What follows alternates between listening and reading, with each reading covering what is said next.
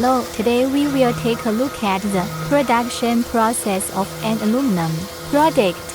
This is processing threaded holes.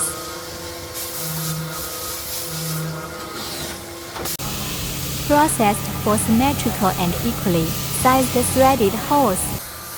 Chamfering of holes being processed.